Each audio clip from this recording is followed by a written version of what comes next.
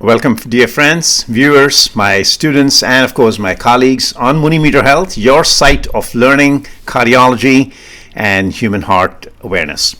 This is Dr. Jaitly from New York. On this new subject today, in this new video, we're going to be talking to you about how does adenosine work. Well, adenosine, one should know that this is the most powerful vasodilator on earth, I always call it. So just remember that. There is no more powerful vasodilator, and it's already endogenously existing in our body. Now, take for example, it's constantly being produced at the sites wherever there is a stenosis or wherever there is a lack of blood flow. Now, I will show you an example here. This is a coronary flow. We call it CBF, coronary blood flow. And assuming that there is a branch here which is showing some level of stenosis or atherosclerotic plaque. We'll show it to you in different schematics of colors if you like, so this way we can highlight that. So here you have a coronary artery disease or coronary stenosis, if you will, and here you have a totally normal coronary. Okay, so this is a normal coronary here as opposed to a CAD which is already existing. So if you were to have the flow, where would the flow tend to go? Preferentially, obviously here. You'll have a higher flow here because flow, remember, follows the path of least resistance by physics. And here you will have relatively lesser flow. So we are showing it with one arrow as opposed to three arrows. Having defined that, adenosine is constantly being produced in this area, right here, through the degradation of the ATP. Now, ATP is generated here in order to produce endogenous adenosine, so we can have some level of vasodilatation existing endogenously from this adenosine. Now remember, adenosine is constantly being produced and degraded also by adenyl cyclase. There's another enzyme which will degrade the adenosine. So the beauty about that is that's constantly being produced within the body.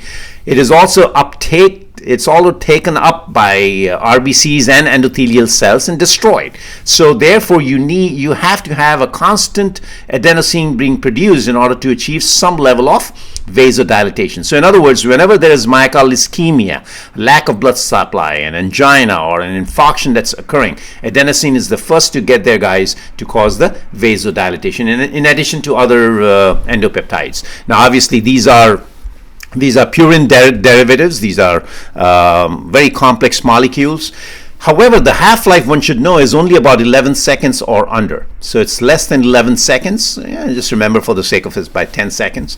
Now, if you were to give adenosine here, as I said, what will happen is it will cause hyperemia in this region. As a result, you'll have increased blood flow or a normal blood flow if you were to do a radio tracer. Now, if you were to do a thallium, say a thallium 201 test or a technetium 99, where adenosine is commonly employed as part of a stress test where somebody cannot walk, where you can actually induce the coronary blood flow to increase in one area as opposed to the other, what will happen is you'll see a filling defect which is non-existent in this area of normal coronary bed. Why? Because that will appear totally normal. There will not be any filling defects here, as opposed to on this side where you will see, if this was the ventricle showing on the gamma camera as you recorded based on a thallium or a technetium stress test, you will have a filling defect in that particular region where the artery is failing to perfuse. And that filling defect, well, we can show it in a slightly different color here if you like, and that'll be the filling defect. So these are called cold spots. In other words, the technetium or the thallium failed to reach in this region and appeared as a cold spot, as opposed to these will be non-filling defects. So there is no defect here actually. So full perfusion, a normal perfusion. We'll call it a normal perfusion here, and here we call it a perfusion defect. So these are called perfusion defects here, which will help enlighten which coronary bed flow is under jeopardy. So in other words, adenosine is now being utilized with the help of a radio tracer, which is tagging the red cells. And remember, the red cells will traverse anywhere wherever the flow is, except that it will tend to go to the path of least resistance. Remember that I told you, where there is no stenosis. So you'll have a full flow here. It's called a normal perfusion, which will be assessed by the gamma camera. As opposed to here, there will be cold spots, and this is the cold spot, say hypothetically at the apical level we are showing, or maybe the inferior wall is involved and it's the RCA involved, or it may be the anterior wall, which may be involving the left anterior descending artery. So you can even actually find out which territory of the coronary blood flow has been impacted.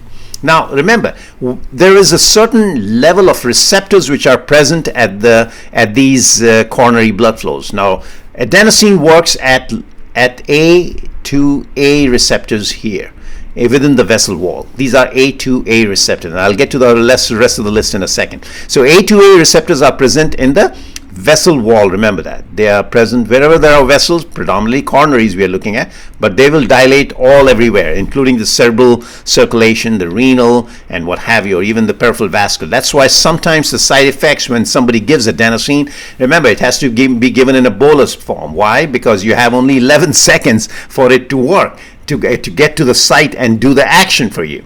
Sometimes it may be given as an infusion, which we commonly use in the stress test, where the infusion is at a certain rate and the dose is calculated based on your weight, and it is roughly 140 micrograms per kilo of your body weight per minute to be infused over 4 to 6 minutes.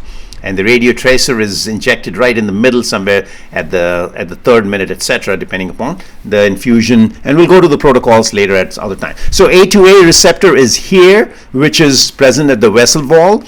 A1 receptor, remember, it also works on the A1 receptor, and the A1 receptor is present on the AV nodes. These are AV nodes which are present in the heart. Now we'll draw the sketch here for you to show exactly how the A1 receptor works. So this is right atrium and right ventricle, folks. This is left atrium and left ventricle here. And of course you have the SA node, from where the conduction travels to the AV node, and then it travels to the bundle of His, which we'll call it as His here, and then it traverses into the right ventricle right here, and then traverses into the left ventricle here. So this becomes your right bundle, as you know, and this becomes your left bundle branch. So basically it is traversing from the SA node to the AV node and then bundle of His, and then into these ventricles and stimulates. So this is your electrical supply of the heart, electrical conduction if you will, but the A1 receptors are present at the AV node level. So as a result, what will happen is, now you have, if there are A1 receptors and adenosine acts on these A1 receptors, it causes a block or an AV conduction delay, we call it. So it could be a primary AV block, it could be a secondary AV block, which is less often seen, and rarely one sees a third degree AV block or a complete heart block. We call it a CHB. So remember that all of these are side effects which could be sometimes desirable, sometimes undesirable. In a setting where you're trying to convert an arrhythmia like an SVT, which will go on a different video obviously to show you that, it is desirable. But in a setting where somebody is using it for a stress test protocol, these are undesirable effects. But nevertheless, these are very, very short-lived. Why? Because they last only 10 to 11 seconds. So now you know that the A1 receptors are present on the AV node. A2A is present on the vessel wall. What is left is obviously A2B, A3, and then A4. Now these are present in the lungs. I'm going to draw the lungs quickly right here, make it simple. So these are your lungs, and these three sets of receptors, they are present in the lungs, and they cause bronchospasm. So now you have full understanding as to how adenosine works and where exactly all of it works. So in the lungs, it is an undesirable effect because it causes bronchospasm. Therefore, patients who have asthma, they have a contraindication. I call it contraindication to use adenosine at that level. Adenosine should not be used in patients who have asthma or bronchospastic disease or COPD, etc. However, this has become now a relative contraindication because we have begun to understand over the past 20-30 years that adenosine half-life is only 11 seconds, and therefore this could be reversed. But nevertheless, you could use albuterol before you wanted to prescribe adenosine to an individual. Okay, so again, we'll discuss more more in detail, just trying to keep it as short as possible so you have an understanding as to how adenosine works, what are the receptors, how it causes hyperemia. It can be utilized on a stress test to produce normal defects versus perfusion defects, and this phenomenon is called coronary steal, just so that you know.